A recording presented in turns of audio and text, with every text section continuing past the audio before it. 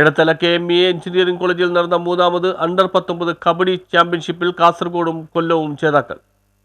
Edathala KMEA engineering കോളേജിൽ നടന്ന മൂന്നാമത് അണ്ടർ-19 KMEA കബഡി ചാമ്പ്യൻഷിപ്പിൽ ആൺകുട്ടികളുടെ വിഭാഗത്തിൽ കാസർഗോഡും പെൺകുട്ടികളുടെ വിഭാഗത്തിൽ DSA കൊല്ലവും ജേതാക്കളായി. കേരളത്തിലെ വിവിധ ജില്ലകളിൽ നിന്നുമുള്ള 50ഓളം ടീമുകൾ ഇരുവിഭാഗങ്ങളിലുമായി പങ്കെടുത്തു. ആൺകുട്ടികളുടെ വിഭാഗത്തിൽ ഷെയ്ൻ പാലക്കാട്, പെൺകുട്ടികളുടെ വിഭാഗത്തിൽ YMG പാലക്കാടും രണ്ടാം സ്ഥാനം കരസ്ഥമാക്കി. അണ്ടർ-19 കബഡി ചാമ്പ്യൻഷിപ്പിലെ മികച്ച റൈഡറായി DSA കൊല്ലത്തിന്റെ ശ്രീനന്ദയും മികച്ച ഡിഫൻഡറായി YMG പാലക്കാടിന്റെ കാവ്യയെയും തിരഞ്ഞെടുത്തു. KMEA college management committee secretary advocate K. Jaleel, college director Amar Nishad TM, vice principal doctor Rekha Lakshmanan, physical education director Kannan R. Ramesh, championship coordinator Muhammad Ajmal, Veena K. Vishwam, Suresh Vishwanath, Ameer Suhail, Ahmed Shameem തുടങ്ങിയവർ സംസാരിച്ചു. സ്പോർട്സിന്റെ പ്രത്യേകിച്ച് കബഡി വെച്ചുകൊണ്ടുള്ള ഒരു ഹബ്ബായി മാറിയിട്ടുള്ള ഒരു സ്ഥാപനമാണിത്.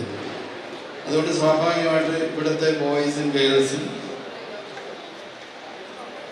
സോണൽ മാച്ചസിലും ഇന്റർ സോൺ മാച്ചസിലും ഇവിടുത്തെ വിന്നേഴ്സ് ആയിട്ടുള്ളതാണ് ഇവിടുത്തെ കബഡി ടീം. രണ്ട് പെൺകുട്ടികളുടെയും ആൺകുട്ടികളുടെയും വിഭാഗമാണ്. അപ്പോൾ ഇതിന് ഒരു സൈഡുണ്ട്. പഴയ കാലം പോലെയല്ല.